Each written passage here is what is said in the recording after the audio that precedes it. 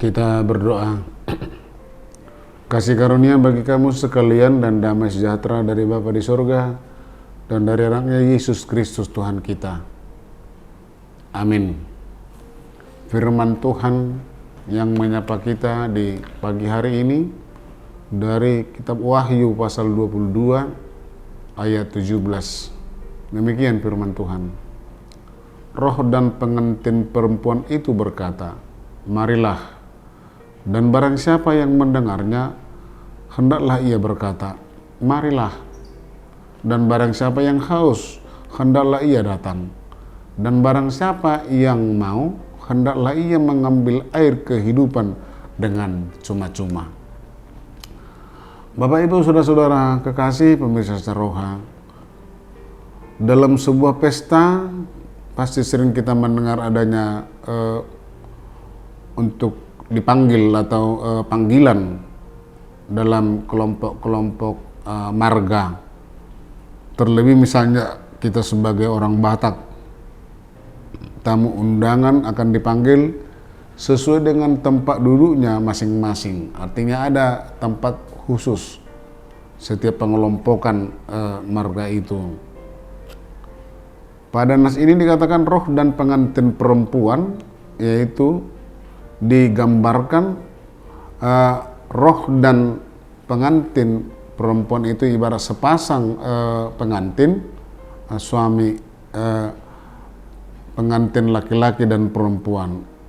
Nah, itu digambarkan dengan Roh Kudus dan gereja yang memanggil para tamu undangan dengan berkata, "Marilah." Dan yang mendengarnya juga turut menyerukan, "Marilah."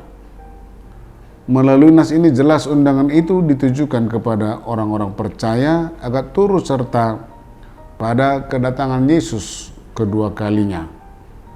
Dan pada kedatangan Yesus yang kedua kalinya ini, orang-orang percaya menerima dan meminum air kehidupan. Pemirsa Saroha, setiap orang akan diberikan air kehidupan secara cuma-cuma. Artinya bahwa air kehidupan itu adalah anugerah Allah yang diberikan kepada setiap orang percaya dengan tidak ada syarat dan ketentuan. Itu sebenarnya anugerah Tuhan itu tanpa syarat dan ketentuan. Tetapi walaupun anugerah Tuhan itu grace namanya, gratis, tetapi bukan murahan. Intinya setiap orang yang menerima Yesus dalam kehidupannya, dia dipersilahkan meminum air tersebut karena air kehidupan yang sesungguhnya itu adalah Yesus sendiri. Dengan meminum air kehidupan itu, maka kita akan menerima penebusan dari dosa dan kehidupan yang kekal. Kita tidak akan haus lagi. Jadi bukan pengertian haus dalam arti kata kita haus dalam arti mau minum, bukan. Tetapi penebusan yang Tuhan lakukan di dalam Yesus, kita telah menerima penebusan dari dosa dan menerima kehidupan yang kekal. Pemirsa Saroha, mengapa dikatakan air kehidupan? Sebagai orang berdosa, hidup kita digambarkan bagaikan seseorang yang haus akan belas kasihan Tuhan, haus akan keselamatan, dan haus akan pengampunan dari dosa. Oleh karena itu, jika kita telah meminum air kehidupan, maka kita akan menerima keselamatan. Kita turut serta dalam kehidupan kekal dan tidak menjadi budak dosa lagi. Itulah tujuan Yesus datang kedua kalinya ke dunia ini, untuk menebus kita dari dosa-dosa kita, agar kita menjadi bersih dan kudus.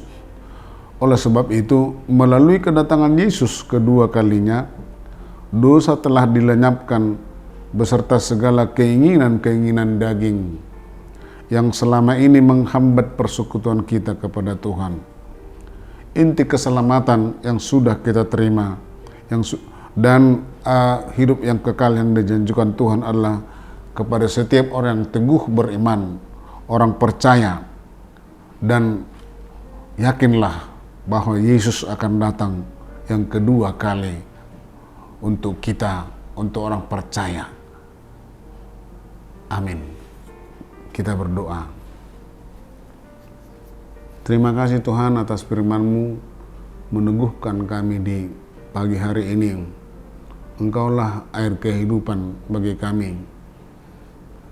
Engkau Tuhan telah memberikan anak-Mu yang tunggal Yesus Kristus sebagai air kehidupan yang menyelamatkan dan mengampuni kami, bahkan memberikan kehidupan yang kekal nanti kelak akan kami diami. Terima kasih Tuhan, biarlah firman-Mu menjadi pelita di dalam hidup kami dan terang dalam jalan kami. Berkati Tuhan seluruh jemaat-Mu yang bekerja maupun di rumah hari ini, dalam setiap usaha dan pekerjaannya. Kiranya Tuhan memberikan kekuatan dan kesehatan. Dalam Yesus Kristus kami berdoa. Amin.